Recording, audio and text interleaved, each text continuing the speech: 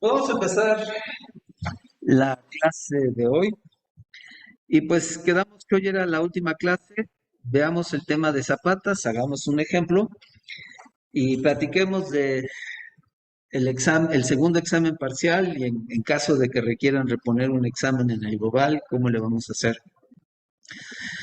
Entonces, este tema se llama zapatas y dice que los códigos de diseño de concreto reforzado suelen limitarse a especificar requerimientos de diseño para zapatas que reciben o una columna o un muro.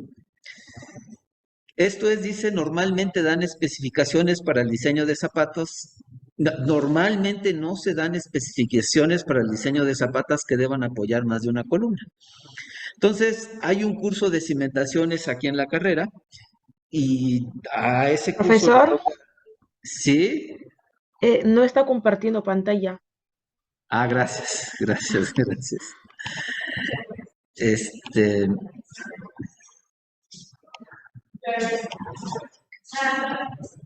ya son.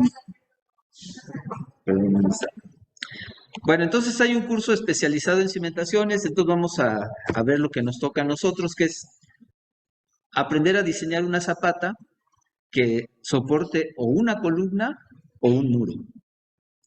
Dice que las consideraciones teóricas que vamos a hacer en esta unidad van a ser limitadas porque el diseño de zapatas pues se basa casi completamente en el material presentado ya en unidades anteriores. Entonces, más bien vamos a recordar algunas cosas y las vamos a adaptar al diseño de las zapatas. Y que en particular el diseño de zapatas es similar al diseño de losas planas, aunque es posible decir que las consideraciones de diseño para zapatas son más sencillas. Entonces, ¿qué consideramos para diseñar una zapata? Pues lo dicho, que la zapata reciba una columna o que la zapata reciba un muro. En este caso, la zapata trabaja en dos direcciones y hay que diseñar refuerzo longitudinal en ambas direcciones. En el caso en que reciba un muro, la zapata literalmente no trabaja en flexión en esta dirección, o sea, el acero que iría horizontalmente en esta figura no se diseña. La zapata trabaja pues, en la dirección corta, igual que trabajaría una losa en la dirección corta. Entonces el acero longitudinal se diseña en la dirección corta y se le pone acero en la dirección larga o no. ¿Cuál? El mínimo por cambios volumétricos, ¿no? No las vamos a diseñar para usar estribos. Si ya en el caso de las losas tratábamos de diseñarlas para no usar los estribos, pues en el caso de zapatas todavía es más acentuado los esfuerzos que hacen los ingenieros para no ponerle estribos. Una particularidad, dice, asociada al diseño de zapatas es que no hay limitaciones en cuanto al tamaño de su peralte. En el caso de las losas siempre tratamos de reducir el peralte lo más que podamos, porque las losas pues abarcan todos los metros cuadrados en planta del edificio y a veces hay varias losas porque el edificio tiene varios pisos. Entonces echarle 1 o 2 centímetros más a la losa implica muchísimo más costo y material. Pero las zapatas, pues no abarcan toda la base del edificio y además nada más hay una zapata, digamos, para recibir a una columna o a un muro. Entonces, acá sí tratamos de usar, no hay limitaciones en cuanto a qué tanto peralte usemos para las zapatas. Dice que entonces usamos peraltes relativamente grandes con el fin de evitar el uso de refuerzo en corte. ¿Se acuerdan que en el caso de las losas planas teníamos que poner unas vigas ficticias que cruzaban la zona crítica? Bueno, aquí también tenemos zona crítica, pero las normas no nos exigen que usemos esas vigas ficticias. A ver, seamos muy específicos en lo que estamos diciendo. En el caso de las zapatas, no se necesita este refuerzo en corte. Entonces, pues nada más es concreto y acero longitudinal lo que le ponemos a las zapatas. ¿Se acuerdan que hay una cuantía mínima de acero en corte que tenemos que poner? Pues en el caso de las zapatas no tenemos que poner ese acero. Entonces, Dice que a diferencia de las losas planas, no se exige ese refuerzo mínimo en corto en el caso de zapatas y que esto suele reflejarse en un detallado simple y en ahorros importantes de tiempo y dinero en la construcción de zapatas. Una zapata la vamos a diseñar por corte y por flexión y lo vamos a hacer igualito que como lo hicimos para una losa plana. Entonces, esta es la zapata que está acá. Esto que está con dimensiones L2 y L1 es la zapata. Esta es la columna que llega a la zapata. Y esta es la zona crítica. ¿Se acuerdan? Esta es la zona crítica de por cortante por penetración. C1 y C2 son las dimensiones de las columnas y el D es porque hay D medios del paño de la columna hacia la zona crítica por penetración y hay otro D medios del otro lado. Por eso se junta un D completo. Pero ¿se acuerdan que también en el caso de las losas planas no solo se diseñaba o se revisaba el cortante por penetración aquí, sino también se revisaba el cortante como si fuese como si la losa fuese una viga? ¿Se acuerdan qué distancia hay del paño de la columna a la zona crítica donde se revisa el cortante como viga? Acá está, ¿lo ven? Ahí está el paño de la columna y está el peralte. Entonces, noten que aquí va a haber un esfuerzo en la zapata. ¿Quién produce el esfuerzo aquí en la parte de abajo de la zapata? El suelo. Entonces, calculamos el esfuerzo con que la zapata se está apoyando en el suelo y este esfuerzo es el que va a producir un cortante acá. Pero este esfuerzo no solo va a producir cortante, sino va a producir momento también. ¿Se acuerdan que en la losa plana la sección crítica para revisar el momento pues era el paño de la columna? Pues aquí es igualito, pero otra vez esto no es una carga que se ponga por arriba de la zapata, sino es la presión que desarrolla el suelo cuando la zapata se apoya en él. Entonces noten que una cosa importante va a ser calcular estos esfuerzos, porque con estos esfuerzos vamos a poder sacar cuánto vale el cortante como viga en la zapata y el cortante en flexión. Perdón, en el momento en la sección crítica de la zapata. Este cortante, ¿para qué lo vamos a usar? Para dimensionar este peralte. Este peralte debe ser tal que esta sección pase por cortantes sin usar estribos. Con este momento que vamos a calcular acá, pues vamos a calcular el acero longitudinal que se requiere en la zapata. ¿Quién me dice dónde se pone el acero en la zapata? ¿Arriba, en el lecho superior o en el lecho inferior? ¿Dónde estaría la tensión en la zapata? Abajo. ¿Y entonces dónde va a poner el acero longitudinal? Pues abajo. Bueno, dice que en caso de que la zapata no se cuele monolíticamente con el elemento vertical, ¿qué querría decir? A lo mejor una columna de acero que yo primero fabrico la zapata y luego le anclo o le atornillo la columna de acero. Entonces habría que revisar que el concreto de la zapata no se aplaste. Eso no sucede en el caso de que la columna sea de concreto y entonces esa revisión no la vamos a hacer. Ahora, les voy a llamar la atención, ahorita de una vez se los comento. Yo voy a hacer un ejemplo donde el esfuerzo aquí en el suelo es uniforme. ¿Qué quiere decir? Que yo tengo una sola carga axial que produce un esfuerzo uniforme en todo el suelo.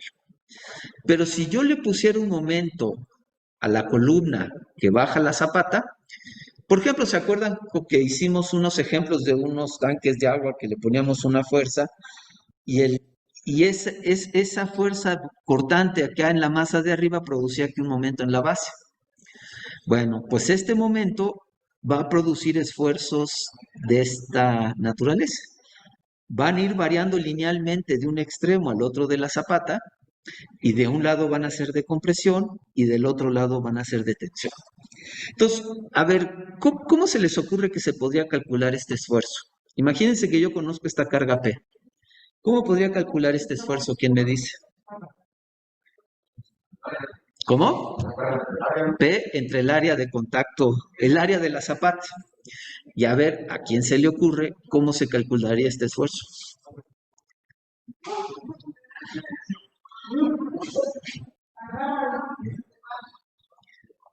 ¿O es algo que no hayamos visto en ningún otro curso como para no saber?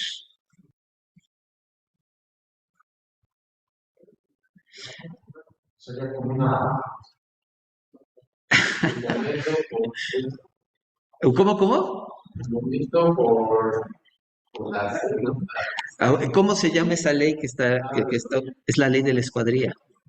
Tendrían que calcular este momento. ¿Cuál sería la C? La distancia del centroide de la columna al paño de la zapata. Esa sería la C.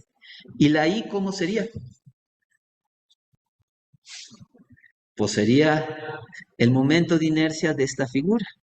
Sería L2 por L1 cubo al L1 al cubo sobre 12. ¿Están de acuerdo que este sería una sección rectangular? Y si la flexión está actuando en esta dirección, este sería como el peralte, este sería como la base. Entonces, el momento de inercia con el que deberían calcular estos esfuerzos debería ser M por C sobre I. Y así como este es el área de la zapata, acá cuando saquemos este, debe ser el momento de inercia de esta misma área. Nada más tienen que tomar en cuenta que si la flexión está actuando en esta dirección, pues este se convierte en el peralte y este se convierte en el ancho. Bueno, ojo porque eso lo voy a poner en el examen. Les voy a poner a diseñar una zapata, pero no voy a hacer un ejemplo de esto. Entonces, voy a hacer un ejemplo de esto y ustedes tienen que asegurarse que entenderían cómo hacer esto. Recuerden que el lunes tenemos una sesión de tutoría del examen. El examen es el miércoles de la siguiente semana, el segundo examen parcial. Entonces, si de plano no le ven cómo hacer esto, lo platicamos. Pero denle una pensada, porque acuérdense que ya están ustedes en un momento en que tienen que ir desarrollando sus propias habilidades para extender su conocimiento a casos nuevos. Entonces, yo les voy a poner el diseño de una zapata, les voy a poner acá arriba una columna con una fuerza lateral, de tal manera que la columna baje carga axial y baje momento. Y entonces, pues esto creo que, bueno, lo vamos a ilustrar en el ejemplo, pero tienen que asegurarse que entienden cómo calcular este momento y cómo este momento produce esta distribución de esfuerzos. Porque el esfuerzo en el suelo sería la suma de este más este. ¿Están de acuerdo? Ahora, ¿cómo se dimensiona la zapata? Pues dimensionar la zapata implica establecer sus valores de L1 y L2 y establecer su peralte H. Entonces vamos a ver primero cómo se establecen L1 y L2. Fíjense que acá hay tensión y acá hay compresión, y estos esfuerzos son de pura compresión. Entonces, la compresión de este lado va a ser este esfuerzo más este esfuerzo. ¿Y cuál sería la posible condición de falla en la zapata de este lado? ¿Quién me dice? ¿Qué puede pasar aquí cuando estos esfuerzos están actuando en el suelo? ¿Cómo? ¿Quién va a fallar, el concreto o el suelo? ¿Quién se va a aplastar primero? ¿Quién tiene más resistencia, el concreto o el suelo? No, pues mucho más el concreto. Entonces, el que se va a aplastar aquí, ¿quién es? El suelo. Y entonces, ¿cuál es la condición de falla? Pues que el suelo se aplaste. Fíjense que en los ejercicios que vamos a hacer, el enunciado nos va a dar un esfuerzo a compresión resistente del suelo. Y si la suma de este más este rebasa la resistencia del suelo, ¿qué concluimos? Que el suelo ya no puede apoyar la zapata de este lado. Entonces, esa es una condición de falla. ¿Y qué pasa con este esfuerzo mientras la zapata se hace más grande? Se hace más pequeño. ¿Y qué pasa con estos esfuerzos si la zapata se hace más grande? Pues también se hacen más pequeños. Entonces, el asunto es que mientras más grande se hace la zapata, estos dos se hacen más pequeños, y si el suelo no pasa porque lo estamos aplastando, tenemos que hacer más grande la zapata hasta que ¿qué? ¿Cuál es el tamaño que ya decimos que ya aceptamos de la zapata? ¿Cómo tiene que ser este esfuerzo? Tiene que ser más chiquito que el que resiste el suelo. Entonces, como estos esfuerzos dependen del tamaño de la zapata, yo tengo que dimensionar mi zapata hasta que la suma de estos dos no excedan la resistencia del suelo. Ahora, ¿qué creen que pueda pasar de este lado? Esta fue la falla del suelo del lado de compresión. ¿Qué puede pasar aquí? Este esfuerzo es en compresión y este esfuerzo es en tensión. ¿Qué pasaría si este esfuerzo fuera más grande que este? Este de tensión fuese más grande que este de compresión. ¿Qué pasaría en este punto de la zapata? Si jalo más fuerte de lo que... ¿Qué pasa si este fuese más grande que este? Quiere decir que hay un esfuerzo de tensión, quiere decir que hay un esfuerzo neto hacia arriba. ¿Qué pasaría? Se voltea, la zapata se empieza a levantar, ¿están de acuerdo? El suelo el suelo no tiene forma de jalarla hacia abajo, el suelo no desarrolla tensión. Entonces la zapata se levantaría y se volcaría.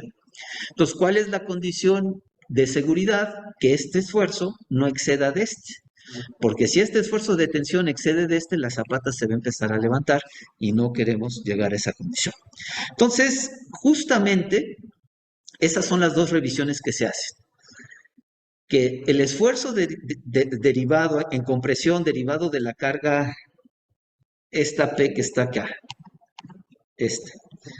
más el esfuerzo en compresión derivado del momento, deben ser menores que el esfuerzo en compresión en el suelo derivado del momento. La suma de estos dos deben ser menores que el esfuerzo resistente del terreno.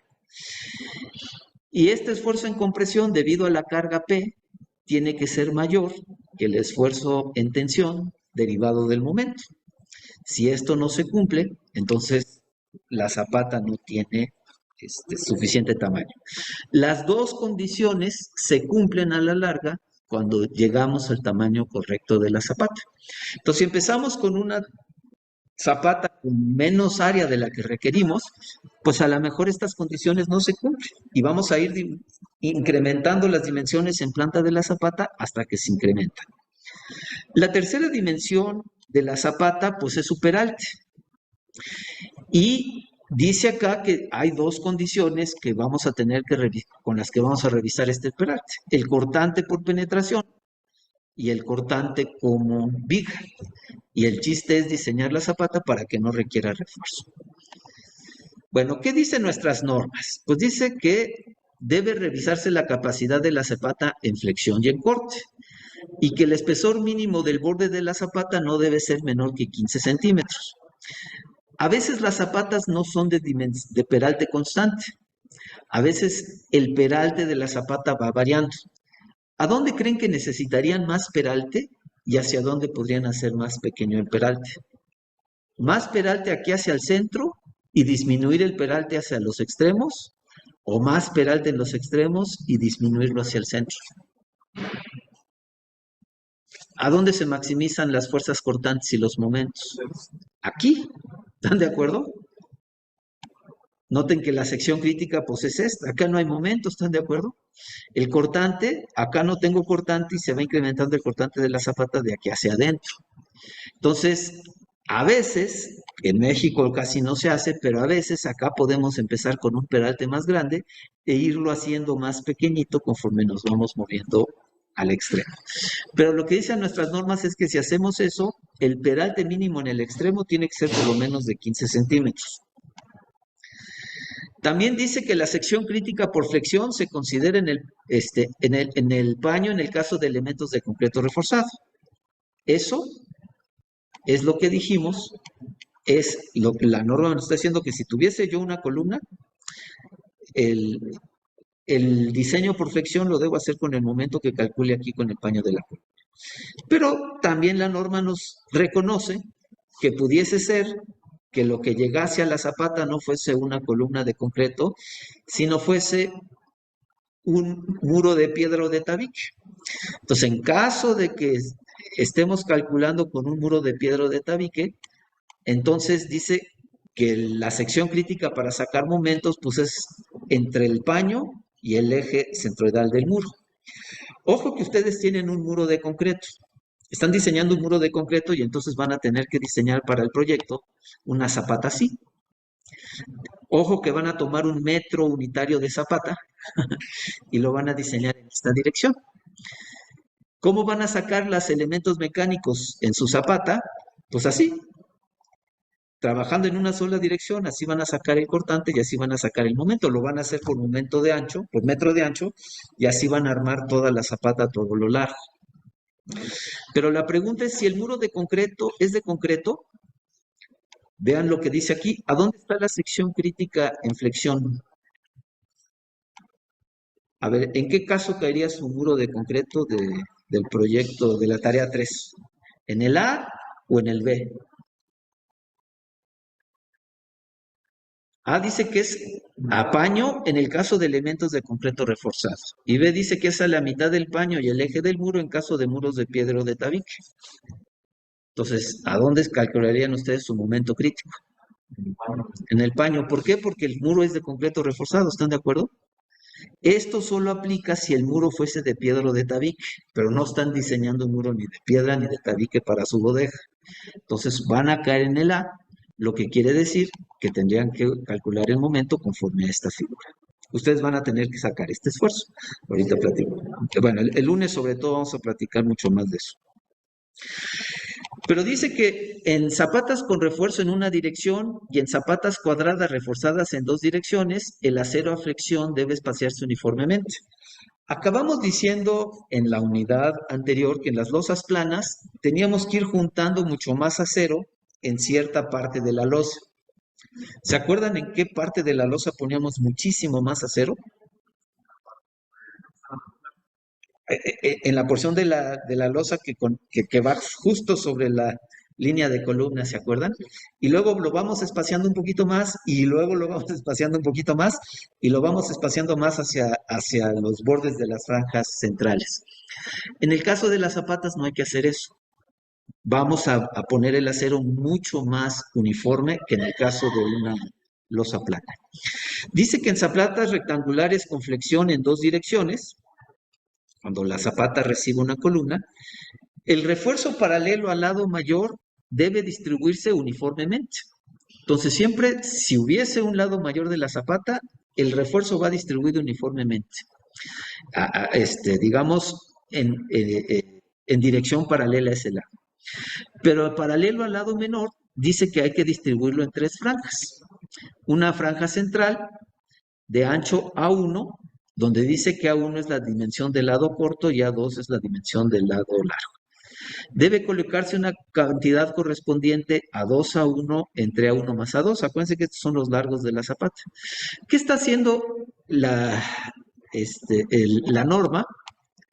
Que si esta zapata fuese recta, si esta zapata es cuadrada, el acero se pone uniforme en las dos direcciones.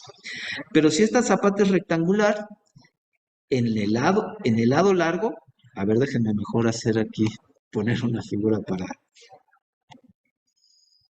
Si la zapata fuese rectangular,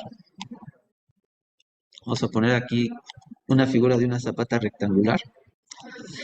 En el lado largo, el acero se espacía uniformemente, pero en el lado corto se saca una franja central a donde se junta más el acero que en las franjas laterales.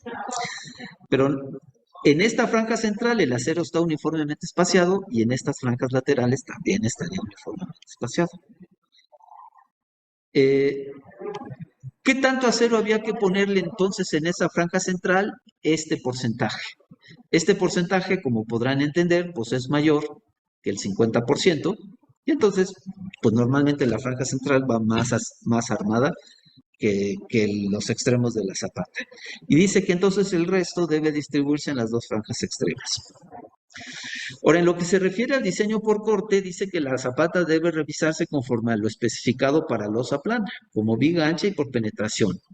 Pero que en el caso de las zapatas no es necesario suministrar el refuerzo mínimo a corte, ni concentrar el esfuerzo cortante en la franja de columnas, como sucedía en el caso de la losa plana. Entonces, es mucho más... es menos elaborado. Y dice que en caso de que se utilice refuerzo a corte, que no lo vamos a promover ni lo vamos a hacer en este curso, dice que el acero transversal que se suministra debe mantenerse con igual separación hasta el borde. ¿Qué querría decir? Que si yo, no es obligatorio, pero si yo llegase a considerar por alguna razón que no entendemos ni por la que abogamos en este curso, si yo llegase a necesitar este tipo de refuerzo en mi zapata, estas vigas tienen que irse hasta el borde de la zapata. ¿Se acuerdan que en el caso de una, de una losa plana se cortan? Esto mide un tercio del claro, ¿no? No hay que seguir con estos estribitos hasta el otro extremo de la losa, pero en el caso de la zapata, pues sí. Bueno, entonces hagamos un ejemplo de un diseño de la zapata exclusivamente por carga vertical. Acuérdense que quede en su cancha revisar este enunciado y que me le den una muy buena pensada cómo diseñarían esta zapata, porque es la misma zapata del caso anterior, nada más que le añadimos un momento de 70 toneladas metro. Ya quedamos que el esfuerzo debido a este momento se saca con la ley de la escuadría. Entonces, a ver, vamos a ver si de aquí al lunes lo pueden dar una pensada, pero vamos entonces a diseñar con pura carga vertical la zapata. Dice que hay que diseñarlo conforme a nuestras normas y que esta columna que está aquí mide 75 por 30. Dice que la presión permisible del suelo es 22 kilogramos por metro cuadrado. Entonces, si estas fuerzas le están induciendo un esfuerzo mayor al suelo, pues quiere decir que el suelo no va a trabajar dentro del rango de esfuerzos que nos dan seguridad. Dice que consideremos que el peso del suelo más del concreto arriba del nivel de desplante es de 2.000 kilogramos por metro cuadrado, por metro cúbico, es el peso volumétrico. Noten que la zapata está desplantada no en el nivel del terreno, sino hay que excavar 1.5 metros para desplantarla ahí, 1.5 metros por debajo. Acá abajo, abajo de la zapata, pues no solo va a estar actuando el peso de la zapata, ¿están de acuerdo? ¿Qué otro peso va a estar actuando aquí? ¿Quién más va a estar produciendo esfuerzos aquí en la parte, en el suelo que está ubicado en la parte de abajo de la zapata? Pues este suelo. Y además aquí, pues también, imagínense que esta sea la zapata y que esta sea una columna. En la obra no vemos señas que digan prohibido pasar de esta línea porque hay zapata en trabajo, ¿no? No dice. Entonces acá, pues también podemos poner cosas, ¿no? La gente puede caminar por aquí, pues podemos apoyar cosas aquí. Y entonces a esta le vamos a llamar una sobrecarga de trabajo de 500 kilogramos por metro cuadrado. El Fi' es de 250 y el Fy del acero 4200. Entonces queremos sacar este esfuerzo tomando en cuenta el peso de la zapata, el peso del suelo, esta sobrecarga de trabajo y estas cargas P, que 150 se deben a carga muerta y 120 se deben a carga viva. Ahora, noten que yo podría, ahorita estamos diciendo que el peso combinado de este concreto y del suelo es de 2.000 kilogramos por metro cúbico. ¿De dónde sale esto? Pues sabemos que esta zapata va a estar armada y que el peso del concreto cuando está armado es de 2.4 toneladas por metro cúbico. Pero acá estamos diciendo que vamos a considerar 2.000 para el concreto y para el suelo. No sé si ven que el suelo pesa menos que el concreto y que este 2.000 pues es el peso volumétrico combinado de este suelo con este concreto. ¿Sí? Podríamos hacer el cálculo más preciso si tomáramos en cuenta el peso del suelo, pero normalmente es razonable que para este conjunto suelo-zapata considerar un peso de 2.000 kilogramos por metro cúbico. ¿Vale? Habiendo dicho eso, les recuerdo que acá que se supone que el peso volumétrico del suelo más el concreto, este es el peso de la zapata, por arriba del nivel de desplante, no sé si queda claro que que está aquí, a donde la zapata entra en contacto con el suelo, ese es el nivel de desplante. Es de 2.000 kilogramos por metro cúbico. Entonces vamos a dimensionar en planta la zapata. ¿Qué cosas tenemos que revisar en este ejercicio para sacar el tamaño de las zapatas? ¿Cuál es la condición que vamos a revisar?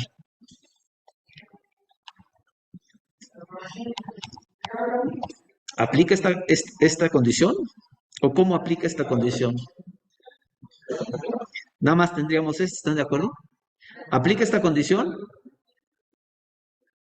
No, porque No, porque no hay momento. El que podría producir la tensión es el momento. Si no hay momento, esta condición no aplica. Entonces, ojo que en este ejercicio no la vamos a revisar y en este ejercicio solo vamos a considerar el sigma P. Pero si ustedes están tomando el momento, como va a pasar en el examen, tendrían que calcular este y revisar las dos condiciones. Bueno, entonces, ¿cuál es la presión inducida al suelo? Pues son las 500 kilogramos de sobrecarga. No sé si ven que el suelo que está aquí abajo, al nivel de desplante, tiene que aguantar estos 500 kilogramos por metro cuadrado. Y tiene que aguantar el peso del suelo y tiene que aguantar el peso de la zapata. Entonces, estos 500 son la sobrecarga. ¿Y este qué representa? ¿Quién me dice qué representa este 2000 por 1,5? ¿Quién es el 2000 y quién es el 1,5? Si volviera aquí. 2000 es el peso volumétrico combinado por el espesor, entonces me da el peso por metro cuadrado. Este está en kilogramos por metro cuadrado. Ah, ya vi que hice un error, perdón. Bueno, noten que aquí tengo malas unidades. No sé si ven que aquí dice que es 22 kilogramos por metro cuadrado. Este debía ser 22 toneladas por metro cuadrado. Imagínense que nada más aguantaran un metro cuadrado de suelo, nada más aguantara 22 kilos, pues estaríamos fritos. Entonces, este es toneladas, perdón. Entonces, bueno, ¿cuál es la presión permisible en el suelo? Dice que es 22 menos 3.5 toneladas. A ver, esto es lo que aguanta el suelo y esto es lo que está actuando debido a la sobrecarga y al peso propio del suelo y la zapata. Entonces, de los 22 total que aguanta el suelo, le quitamos pues esto que ya está invirtiéndose el suelo para resistir estas y le quedan 18.5 toneladas por metro cuadrado. Estas 18, ¿para quién vamos a resistir con esos 18.5? ¿Cuál es la carga que todavía no hemos tomado en cuenta? Pues estas, ¿están de acuerdo? Entonces, los 18, el 3.5, con 3.5 tomo este y este. Y me quedan de los 22 que yo tenía, 18.5 toneladas por metro cuadrado disponibles para resistir estas dos cargas. Ahora, noten una cosa muy interesante. En esto no se usó factor de carga. ¿Están de acuerdo que aquí no usamos factor de carga? Y normalmente para revisar la presión en el suelo no usamos factor de carga. ¿Alguien sabe o imagina por qué cuando hacemos la revisión del estado del suelo? Ojo que estamos revisando el suelo. No se usa factores de carga para, para hacer los cálculos. factores de carga de las cargas. Porque ya van a ser- Normalmente acá, si esto fuese carga muerta más carga viva, aquí yo tendría que multiplicar por 1,4 para diseñar la resistencia de los elementos estructurales, pero para el suelo no se revisa con el 1,4. ¿Por qué será eso? sí, ya viene por- Es que el suelo se revisa de forma diferente, se revisa por esfuerzos. Entonces, el enfoque del diseño de los elementos estructurales es por resistencia y el del suelo no es por resistencia, es por esfuerzo permisible. Y entonces, dado lo conservador que es la revisión para el suelo, no se usan factores de carga para calcular los esfuerzos en el suelo. Entonces, pues así está nuestra norma y es una pequeña incongruencia, pero pues mientras la cimentación o los elementos de la cimentación se diseñan por resistencia última, el suelo se revisa por esfuerzos permisibles. Bueno, entonces acá estoy calculando el área de la zapata que necesito para resistir las cargas de 150 y 120 toneladas. Noten que las fuerzas y lo estoy dividiendo entre el esfuerzo que aguanta. Y con esto calculo un área. ¿Están de acuerdo que un área es una fuerza entre un esfuerzo? Entonces, pues ya tengo las cargas actuantes, tengo el esfuerzo que el suelo todavía le queda para resistir esas cargas, y me da una zapata de 14.6 metros cuadrados. Si la zapata fuese cuadrada, entonces le sacaría raíz a esto y tendría que la zapata a utilizar sería de 4 por 4.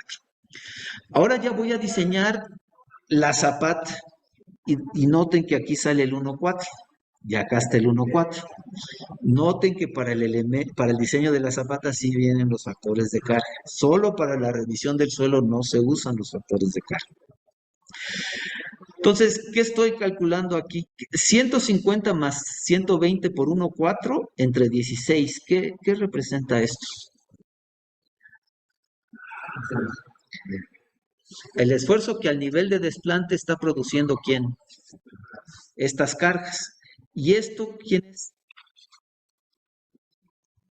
Ese 3,5, ¿quién era? Es el esfuerzo con factores de carga que a nivel de desplante me produce la sobrecarga más el peso propio de la zapata y del suelo. Entonces noten que ahora me da 28,65. Ojo que para revisar el suelo usé no usé factores de carga, no, ni aquí ni acá. Pero ojo que ahora que voy a revisar el diseño de la zapata, entonces sí uso el factor de carga. Bueno, vamos a determinar el peralte y el peralte se estima para no usar refuerzo en corte, para no necesitar estribos.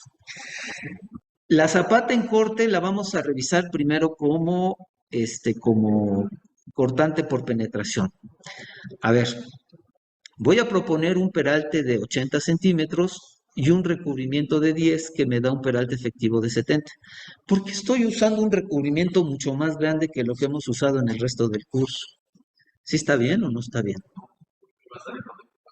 Porque va a estar en el cortante con el suelo y tiene mucho más riesgo a intemperizar. O sea, las condiciones de intemperie son mucho más desfavorables en la base de la zapata que en cualquier otro caso.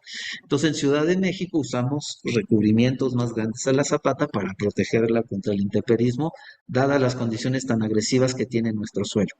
¿Se acuerdan que nuestros suelos están llenos de agua? Entonces hay que proteger a la zapata con peraltes más pronunciados. ¿Qué es esto? ¿Quién me dice? ¿Se acuerdan que la columna era de 75 por 30? Entonces, ¿qué es esto? ¿Quién me dice?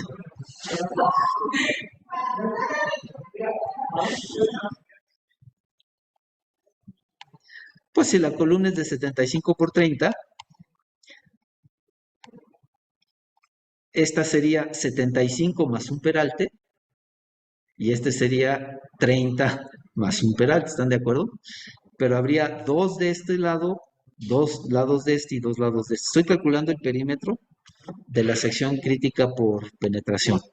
Entonces, 75 por 70 es lo que mide la sección crítica en una dirección y 30 más 70 en la otra dirección. Pero se acuerdan que hay dos lados de este y dos lados de este, por eso es este 2. Entonces, el perímetro crítico, la longitud de toda esta línea punteada donde voy a revisar cortante por penetración es de 490. ¿Quién me dice cómo puedo calcular digamos, todo el cortante que está actuando aquí en la sección crítica? ¿Cómo la podría yo calcular?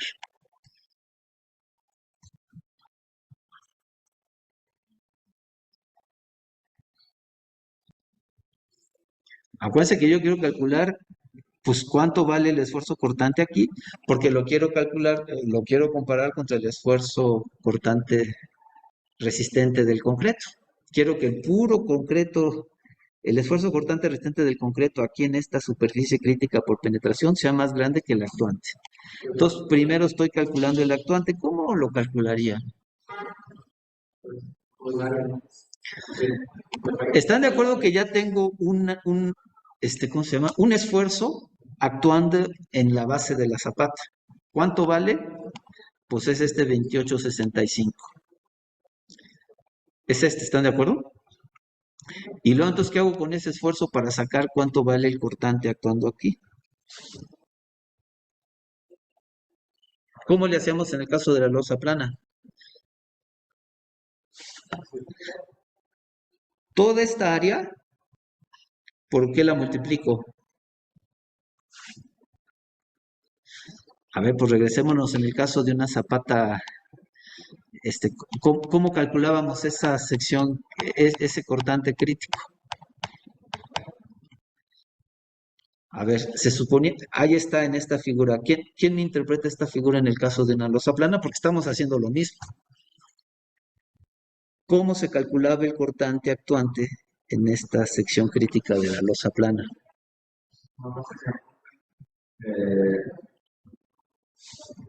Al área grandota de toda la columna, de todos los tableros hasta los centros de claro, toda esta área que está aquí, grandota, del tablero tributario a la columna, ¿qué le quitaba? El área blanca que está aquí, ¿están de acuerdo? Y luego, entonces acaba esta área que está aquí con con este sombreado en diagonal. Y luego esa área, ¿qué hacía? ¿Por qué multiplicaba esa área para convertirla en fuerza? Por el esfuerzo uniforme actuando en esta superficie y sacaba entonces el cortante actuando acá. Pues es lo mismo, ¿están de acuerdo? Nada más que pues se ve que aquí yo lo hice a la brava y pues ya le puse el 380 toneladas, pero no hice el cálculo, bueno, en fin. Pero así se calcularía ese 380 toneladas. Sería todo el área de la zapata menos el área de la sección crítica multiplicada por el esfuerzo actuante en la zapata, que sería este 2865. 490, pues es el peralte efectivo. Ahora estoy sacando un esfuerzo cortante actuante. ¿Y este punto 7 quién es? ¿Cómo? Es el peralte efectivo. El 490, pues es toda esta área, pero yo necesito, perdón, este perímetro, pero yo necesito multiplicar por el peralte efectivo del elemento para calcular un esfuerzo en la superficie crítica. Y entonces me da que en la superficie crítica, pues tengo un cortante actuante de 11.1 kilogramos por centímetro cuadrado. ¿Cómo vamos a sacar? Oh, chihuahua, perdón.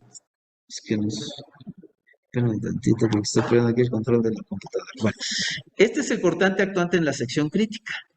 Por cortante, por penetración, no sé si se acuerdan que el concreto puede resistir el menor de estos esfuerzos. Siempre nos había regido este número, pero ahora nos va a regir este. Porque el gamma, si se acuerdan, ¿qué era el gamma? ¿Quién se acuerda? Aquí está. Sí, es la dimensión del lado menor entre la dimensión del lado mayor. Cuando yo hago esta cuenta, este número me sale menor que 1. Entonces, ahora este número es menor que este, y entonces ahora el que hay que usar es este. Si saco la cuenta con todo y factor de reducción, ¿se acuerdan que este factor de reducción depende del tipo de cargas? Esta es carga gravitacional. No se me vayan a equivocar. Cuando les ponga un momento, por una fuerza lateral por sismo, ¿cuánto valdría este? Si se involucran fuerzas por sismo. Ya no es 0.75, ¿cuánto es? 0.65. Entonces, ojo que una cosa que podría cambiar en el examen es que la fuerza que produce el momento o la fuerza que va a producir el momento que va a estar involucrado en la zapata sea una fuerza sísmica. Y si fuese una fuerza sísmica, entonces acá tienen que tener cuidado con este factor de reducción. Bueno, pero en este caso entonces me queda que 10.7 es menor que 11.1 y no pasa la zapata. ¿Qué quiere decir? Pues que la tengo que hacer más grande. Entonces había iniciado suponiendo que la zapata era de 80. Me doy cuenta que este número es muy parecido. Entonces pues nada más le voy a subir 5 centímetros a la zapata. Rehago todas las cuentas igualitas. Y ahora sí ya pasa la zapata. Entonces ya pasó la zapata, pero ojo que nada más he revisado el criterio por cortante por penetración. Ahora voy a revisar cuál es el otro criterio que se revisa por cortante. Cortante como viga. Y entonces se acuerdan que como viga tenemos que calcular el cortante con esta fórmula. Porque normalmente la zapata casi no va armada. O sea, usamos el mínimo acero. ¿Se acuerdan que esta esta fórmula depende de la cantidad de acero longitudinal del elemento que está trabajando en flexión. Entonces, en Zapata casi siempre, Zapatas vamos a usar esta expresión porque casi siempre el armado va a ser menor que 0.015. Entonces, casi siempre, y acá lo estamos tomando desde el principio, el acero longitudinal de la zapata es el mínimo. ¿Se acuerdan que este es el acero mínimo de un elemento trabajando en flexión? La única excepción es las losas perimetrales. Esa es la única excepción, pero todos los demás tenemos que usar este número. Entonces, eso incluye a las zapatas y quiere decir que la cuantía mínima de acero que le vamos a poner va a ser de 0.00264. Vamos a evaluar el cortante actuando en la sección crítica. Noten que esta es la sección crítica. ¿Cómo calculo yo el cortante actuando en esta sección? ¿Quién me dice? A ver, déjenme remarcarles cuál es la sección crítica. Le voy a poner una línea roja ahí a la sección crítica. ¿Cómo podría yo calcular el cortante que está actuando en esa sección crítica? Bueno, o sea, hacemos el corte ahí y la carga nos Pues dice su compañero, este 400 por este 110, pero y multiplicado por el esfuerzo del suelo. O sea, en otras palabras, estaríamos revisando esta condición.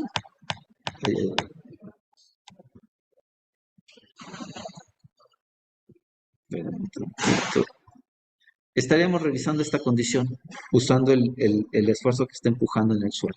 Entonces, este esfuerzo que está empujando hacia arriba, pues actúa en toda del área que está de esta línea punteada hacia el extremo de la zapata. Entonces, noten que el área es 400 por 110. Aquí está. No, ¿dónde está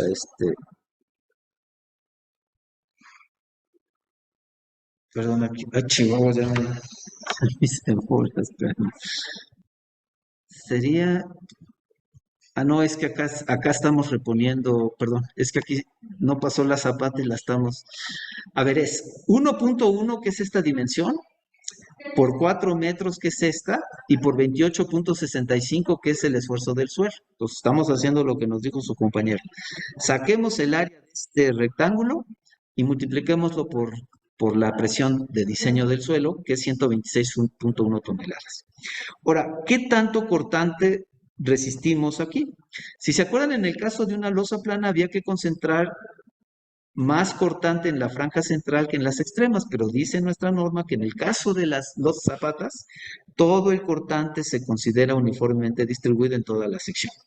Entonces, vamos a usar esta fórmula para calcular el cortante resistente, porque acuérdense que esta es la fórmula de la viga cuando tiene poco armado. Y como estamos usando el armado mínimo, pues siempre vamos a revisar la capacidad resistente a corte de la zapata con esta fórmula. Pero a ver, FR vale 0.75, en este caso siempre, no importa si es sismo o no, porque aquí estamos diseñando como cortante, como viga, y para cortante como viga, este siempre es 0.75. Este B, ¿quién es? De la sección crítica, que sería todo este ancho, que son estos 4 metros. Este D, ¿quién es? Pues es el peralte efectivo que propusimos a la zapata, que acuérdense que lo llevamos propuesto de 75 centímetros.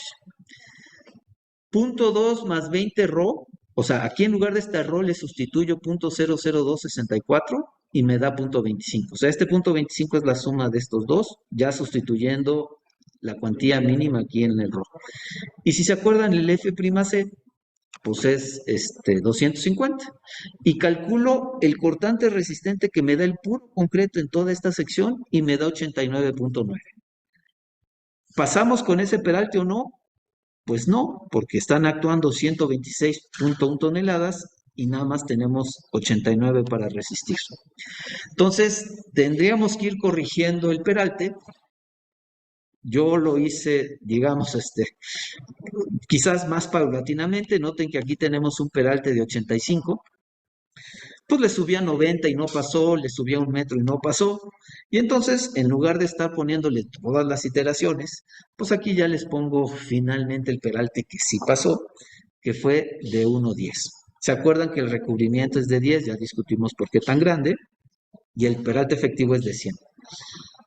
A ver, ¿por qué antes este 1,1 es este 1,1? Ahora, ¿por qué es 0,85, O sea, el 4 sigue siendo el 4, el esfuerzo del suelo sigue siendo el esfuerzo del suelo, pero cuando yo incrementé el peralte a 1 metro, este 1,1 ya no es 1,1, ahora es un 0,85. ¿Por qué?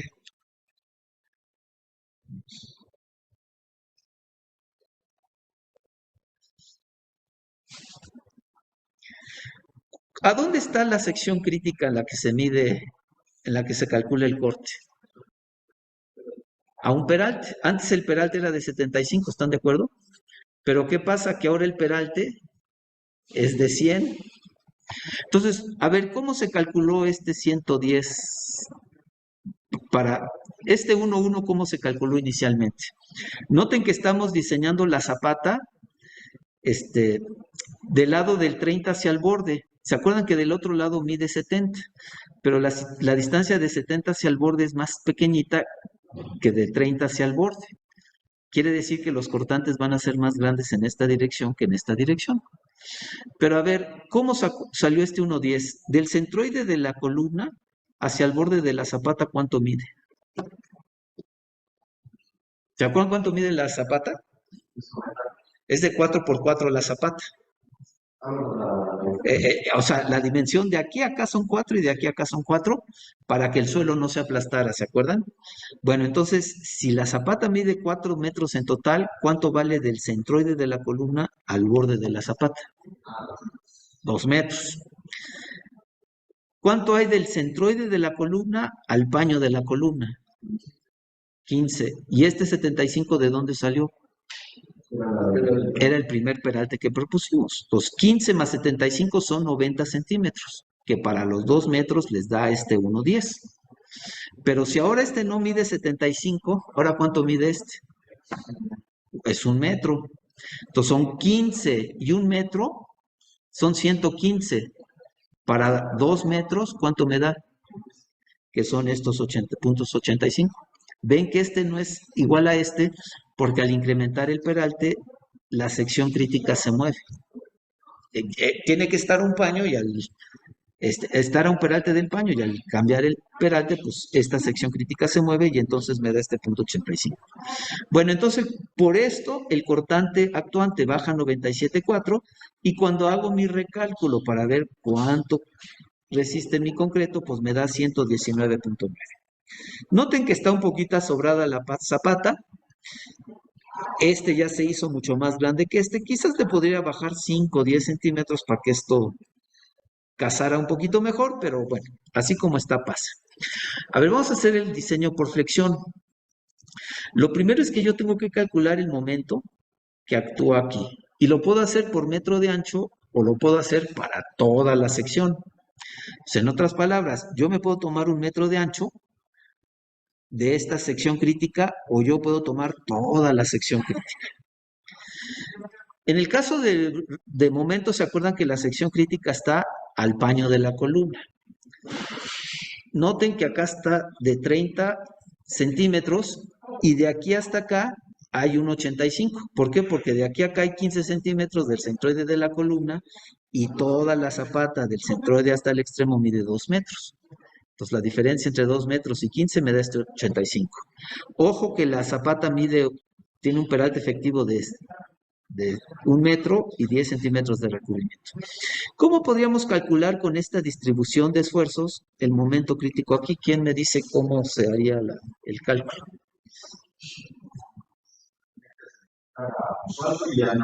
Lo conviertes en carga puntal, pero primero esta está en metros cuadrados.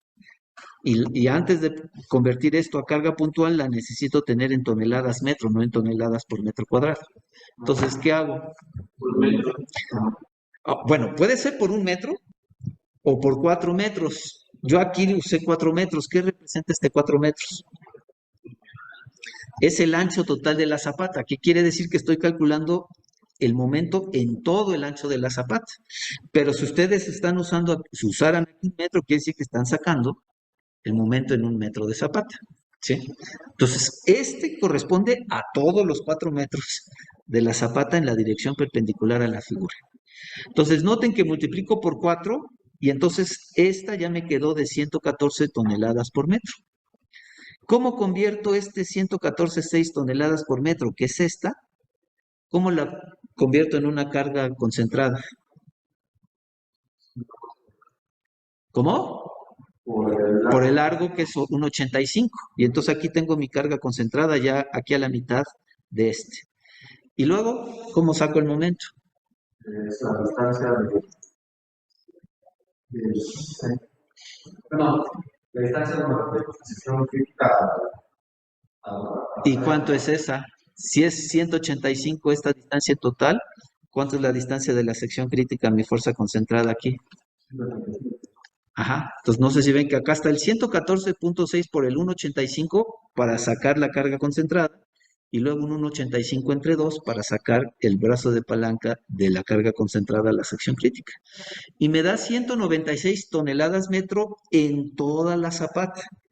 Si yo nada más lo hubiera querido por metro de ancho, entonces acá hubiera multiplicado por 1 y este número sería 4 veces más chico. Pero ese momento se acomoda en un área 4 veces más chica. Entonces no sé si ven que sería lo mismo. En el caso de su proyecto, yo estoy trabajando ahorita con todos los 4 metros de zapata. Ojo que en el caso de su proyecto les conviene, yo les recomiendo que la saquen por metro unitario de ancho. Pero ahí piensen de cómo le harían. Aquí llevamos toda la zapata. ¿Qué es esto?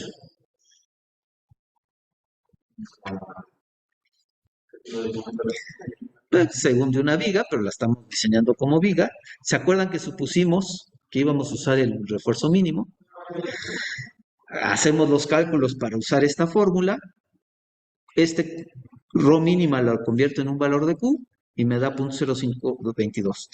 A ver, aquí en B, ¿por qué estoy poniendo 400?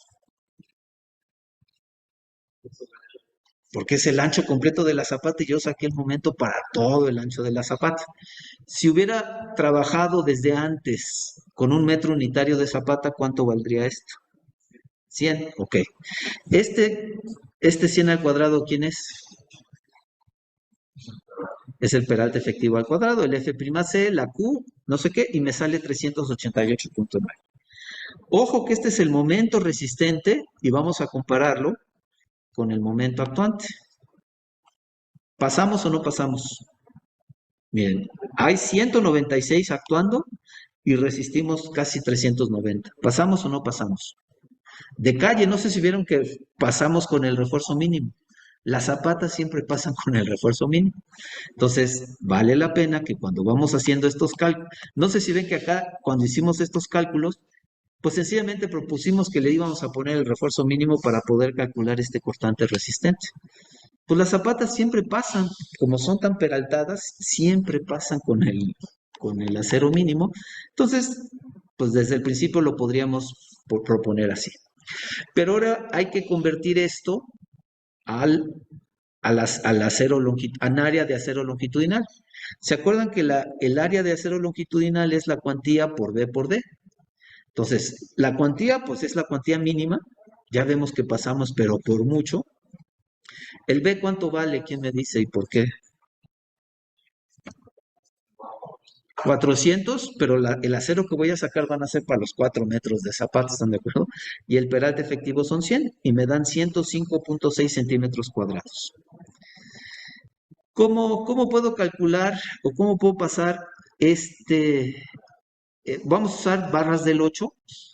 ¿Cómo sé cuántas usar? Pues divido entre el área de las barras y 106 entre 507, ¿se acuerdan? Me da 21 barras.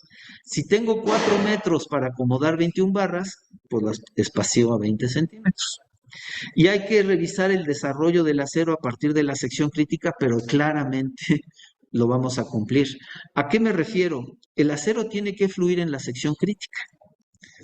¿A dónde tiene que fluir el acero entonces? Aquí, porque no sé si ven que este acero longitudinal, que es el único que le estamos poniendo a la zapata, estamos suponiendo que fluye, ¿están de acuerdo? Entonces, tenemos que revisar que de aquí a acá, que exista por lo menos una longitud mínima de desarrollo para mis barras del 8. Pero esa revisión, pues ya les quedaría a ustedes hacerla. Bueno, a ver, ¿cómo cambiaría? Ojo, ¿cómo cambiaría si pusiéramos un momento? Acuérdense que esto lo tienen que pensar ustedes. Pues ahora la distribución de esfuerzos no va a ser así. ¿Quién me dice? Noten que el corte de la zapata lo haría yo aquí y acá. Entonces, ¿cómo sería la forma de esta distribución de esfuerzos? Ya no sería rectangular, ¿cómo sería? Tampoco sería triangular. A ver, sería trapezoidal, porque no sé si ven que el esfuerzo de la carga P, esa es la pura carga P concentrada. Pero ¿cómo sería el esfuerzo del suelo? Déjenme buscar. Ah, Chihuahua, aquí no hay un triángulo. Esperen. Ah, Chihuahua, ¿por qué no hay un triángulo? ¿Ven ustedes aquí un triángulo? No, ¿verdad? Bueno, pues vamos a hacerlo con una línea. ¿Se acuerdan cómo es el esfuerzo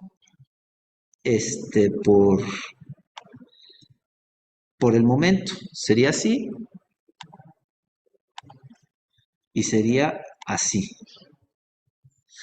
Ojo que aquí en el centroide de la columna sería un esfuerzo de 0. Y entonces, cuando yo sume esta distribución con esta, ¿cómo se va a ver? Pues se va a ver algo así, no sé si ven. O sea, la bajaría acá. Ahí está. Y entonces no sé si ven cómo va a ser la distribución de esfuerzos. A ver, no tengo la mejor figura, pero la voy a hacer así, con puras líneas. Sería así. Y luego sería así.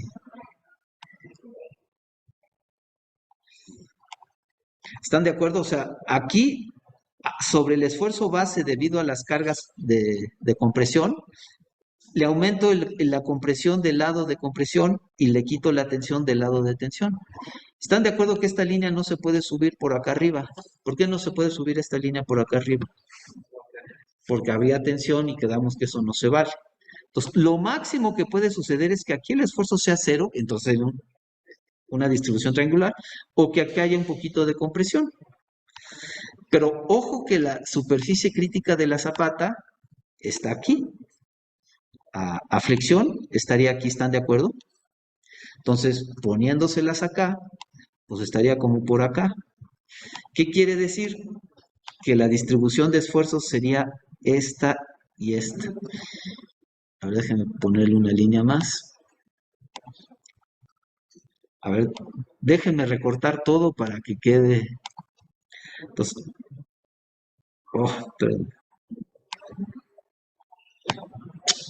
perdón, es que ni siquiera estoy dibujando una línea. Empiezo acá y termino. A ver, sería así. Entonces, voy a reducir las líneas para que quede bien delimitada la distribución de esfuerzos que tendrían que considerar.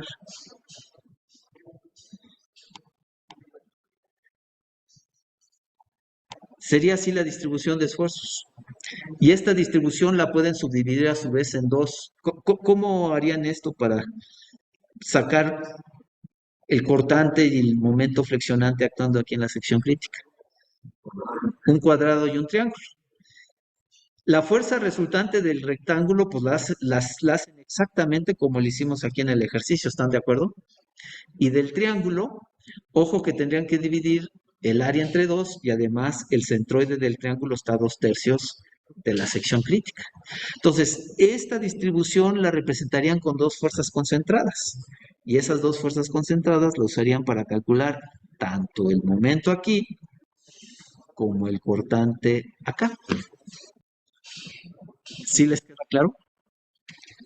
pero ustedes le van a dar una buena pensada, porque si no le dan una buena pensada y no resuelven esto antes del examen, ya no es mi culpa, ya es su culpa, ¿están de acuerdo? Entonces, platíquenlo entre ustedes, lo comentamos todavía el lunes. Si no le ven, hacemos unos números como para que resolvemos en parte el ejemplo, ¿no? Pero quisiera que ustedes tomaran esta parte. Eh, con esto terminamos el curso y la pregunta es, ¿cómo van con su... Bueno, si tienen alguna duda en general del diseño de zapatas, y si no, ¿cómo van con el proyecto? Si hay alguna duda que quisieran platicar ahorita. Bueno, de que no. Ah, sí, sí, sí, sí, sí, sí. Se nos había acabado el tiempo y ya no pude comentar a dónde se iba el momento que su compañero, este, con razón nota que existe. Entonces vamos a, y a ver, acá usted me va a tener que llenar parte de la explicación con lo que ha aprendido en este curso. Entonces, a ver, déjeme ver dónde puse este archivo. Se llamaba tarea 3.2, pero déjeme encontrarlo donde lo pusimos. Entonces, ahora entre ustedes y nosotros vamos a entender a dónde. Ah, Chihuahua no era este. No, no, no, no. Perdón, perdón, era el archivo tarea 3.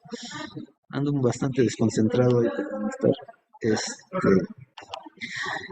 Su compañero nos dijo que existía un momento en la forma en que se pasaban las cargas del muro verde al muro azul. Porque yo sencillamente hace algunas clases yo les pregunté, o bueno, les comenté que el viento pues jalaba el muro o lo empujaba. Y en parte decíamos, ¿quién va a ayudar a sostener este muro? Dijimos que podríamos hacer trabajar el muro en la dirección larga. Y si lo hacemos trabajar el muro en la dirección larga, pues estas cargas, vamos a suponer que fuesen de succión. Si no se va volando este muro verde es porque vamos a pasar las cargas a este muro azul. Y así habíamos dicho que vamos a pasar la carga. Y vamos a usar un ángulo, noten que aquí está el ángulo, para conectar el muro verde con el muro azul. Entonces el muro verde le va a pasar al ángulo la carga por tensión, ¿están de acuerdo? Y el ángulo le va a pasar la carga al muro azul por fricción. ¿Se acuerdan que todo eso lo platicamos? Esta carga y esta carga tienen que ser iguales, y es más, déjenme hacer esto para tenerlo como parte del acervo del curso.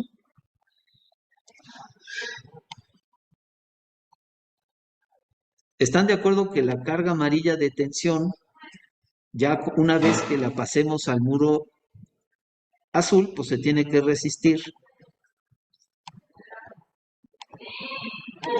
Se tiene que resistir aquí en el centroide del muro. Y lo que me dice su compañero es que si estas dos fuerzas son iguales, entonces se genera un momento. ¿Quién me explica por qué se genera un momento? Pues esa es la definición de par de momentos que establecimos desde estática, ¿se acuerdan? Dos fuerzas paralelas con la misma dirección, la misma magnitud, pero una distancia que separa sus líneas de acción. Entonces, aquí se está generando un momento en esta dirección. ¿Cómo calcularíamos este momento? ¿Quién me dice? Pues sería la carga por esta excentricidad. Lo voy a pintar de amarillo para que, entendamos que son debido a las cargas amarillas. Pero yo le decía a su compañero antes de salir de clase la última vez que así como existe esta excentricidad aquí, existe otra excentricidad con la cual podemos tomar este momento, este desequilibrio. Y esta sería, si yo entendiera que yo puedo desarrollar una fuerza por fricción, que ahora voy a pintar de otro color, vamos a pintarla azul. Yo podría generar aquí, por fricción, yo podría generar una fricción ahí también, ¿están de acuerdo? Y también podría desarrollar una tensión acá.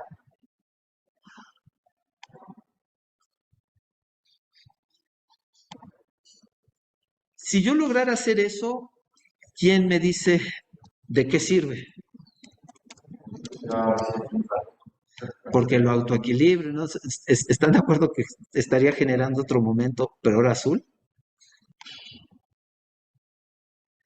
Pero la pregunta es, bueno, pues calculando este momento, yo podría calcular esta tensión, no, esta tensión está acá abajo, esta tensión y esta fricción para que me dieran este par que voy a pintar de azul para equilibrar este, el momento amarillo. Pero ustedes, con mucha razón, me pueden decir que aunque yo genere este momento resistente, pues este momento, a la mejor parte se queda aquí en el momento azul, pero parte se le va al muro, como me había preguntado su compañero. ¿En qué proporción se me va a ir este momento amarillo a este momento azul o a un momento que se pueda desarrollar en el muro azul? ¿Qué dijimos? ¿Cómo se reparte el momento? A ver quién me conecta. Vamos a suponer que existe el potencial de que parte del momento se me vaya al muro azul, que a pesar de que yo ponga este momento azul claro, parte de este momento amarillo se me acabe yendo al muro. ¿Qué porcentaje se va al muro?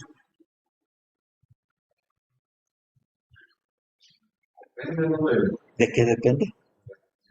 De la rigidez angular, exactamente. Si yo logro darle una rigidez angular a este mecanismo mucho mayor que la rigidez angular del muro, entonces la gran mayoría de este momento amarillo se me va a ir al momento azul y se me va a contrarrestar aquí y voy a dejar mi muro prácticamente libre de todo. Entonces, a ver, quiero que le dé una pensada. ¿Cómo se calcula la rigidez angular del muro y cómo podría dar una rigidez angular suficientemente grande aquí para prácticamente descargar el muro? ¿Cuándo sería esa dirección? No,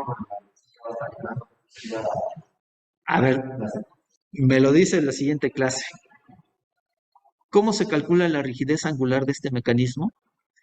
¿Y cómo se calcula la rigidez angular del muro para poder establecer que la mayoría se vaya por acá, no por acá? Pero le puedo decir que no sería difícil ajustar esto para que la gran mayoría del momento se quede acá, de tal manera que su muro quede prácticamente libre. Que este momento, pues ok, a lo mejor pasa un pedacito, pero es tan chiquito que ya usted no va a preocuparse de diseñar su muro por este efecto. y en caso de que si hubiera por ejemplo, un momento grande, sería casi su compresión, pero bueno, Sí, sí, tendría que... a ver, este muro, pues déjeme copiarlo de aquí. A ver, espérenme un tantito.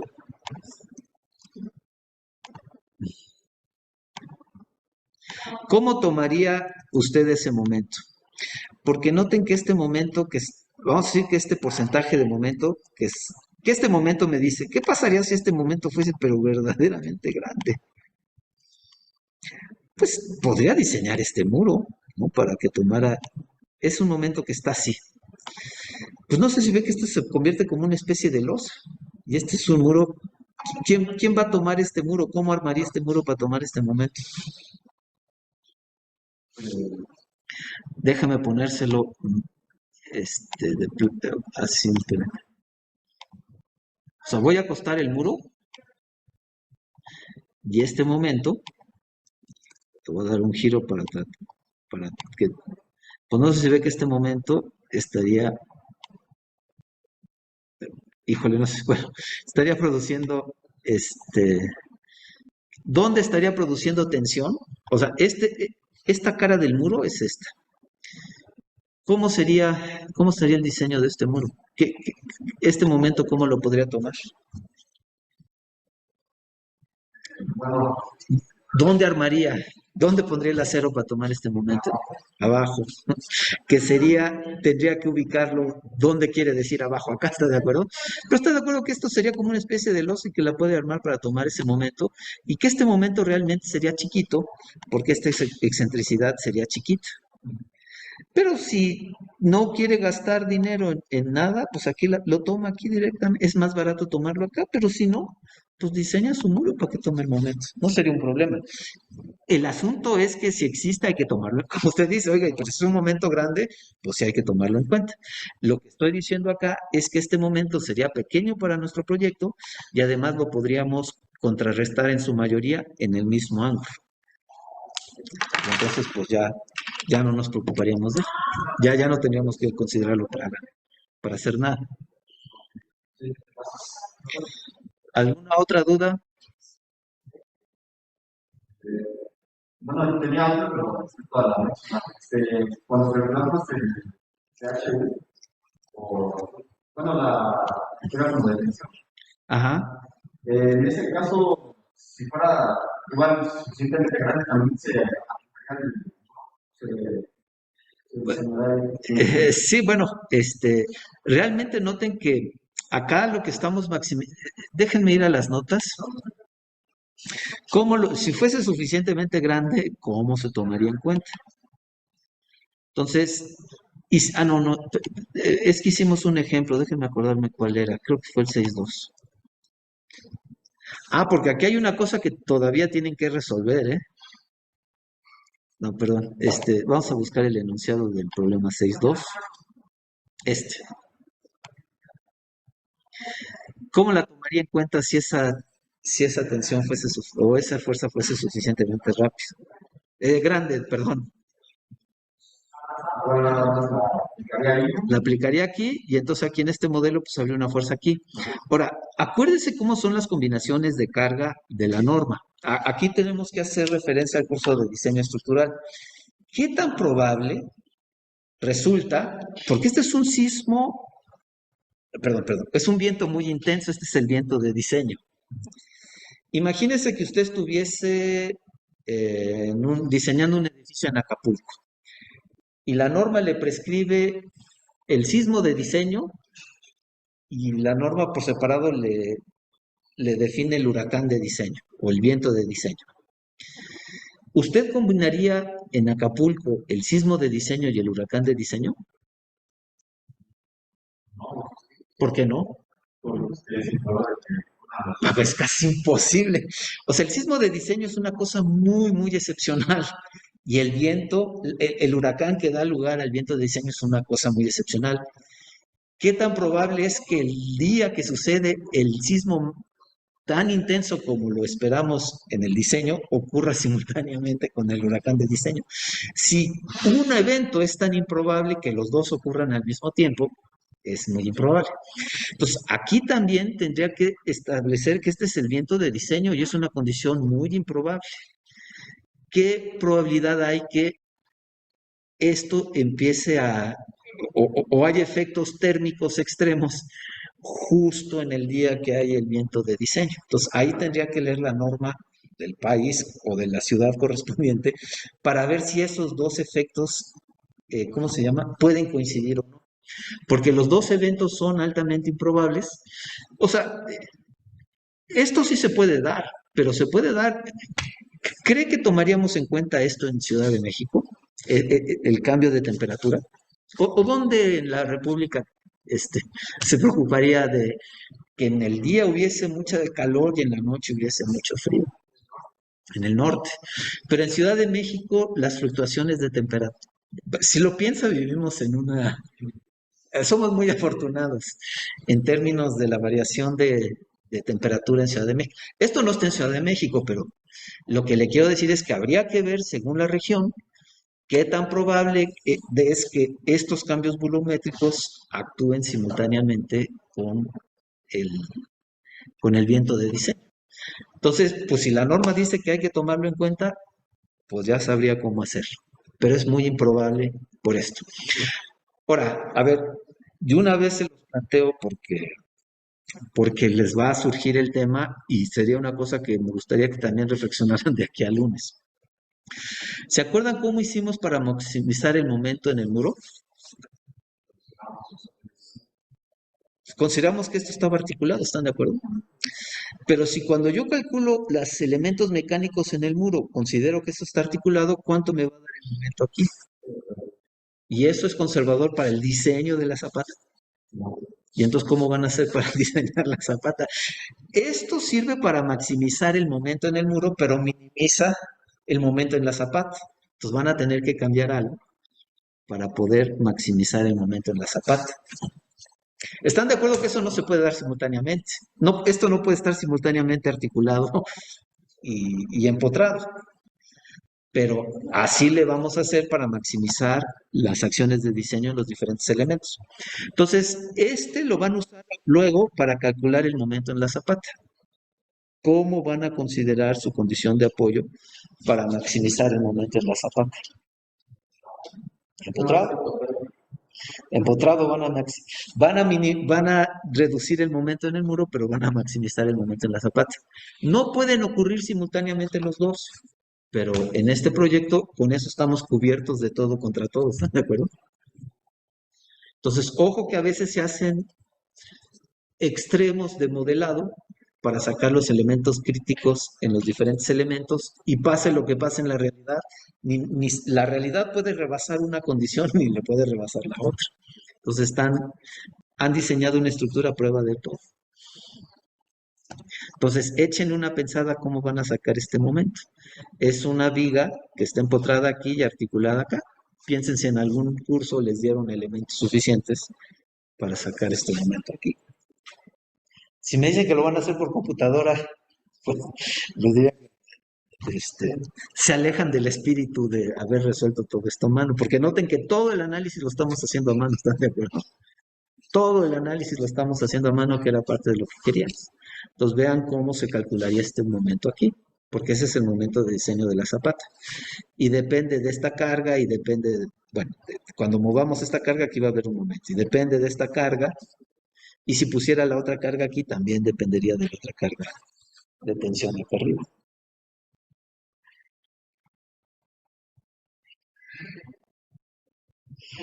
Ya vi cuándo es el examen global de este curso. Es del miércoles de la siguiente semana al otro.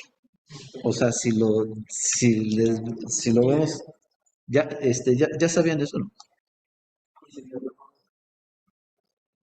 A ver, ay caray, ya son casi las 4. Nada más rapidísimo, para que entiendan bien cómo son las fechas que nos quedan. Entonces, hoy acabamos, digamos, con el material de clase. ¿Dónde estamos? No, pues no estamos en octubre de 2022. ¿No? Sí. O es que es el otro archivo. Pero...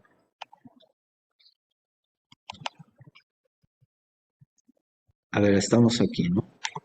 Entonces estamos en la semana ¿cuál? Estamos aquí en el 14. Entonces el 21 es el segundo examen parcial. El 19 es tutoría del proyecto y tutoría para el examen parcial.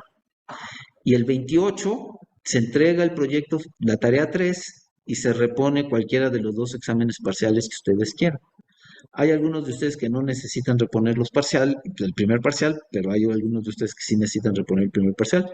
Ojalá el siguiente miércoles les vaya todo suficientemente bien para que ya nadie tenga que reponer el segundo parcial, pero pues ya les dije que les voy a poner una zapata y que en esa zapata va a haber un momento y que le piensen bien, ¿no? Bueno, pues así vamos a transcurrir con el curso. Entonces, los veo el lunes. Acuérdense que pues los siguientes días son días patrios mexicanos. Entonces, el viernes no nos vemos hasta el lunes.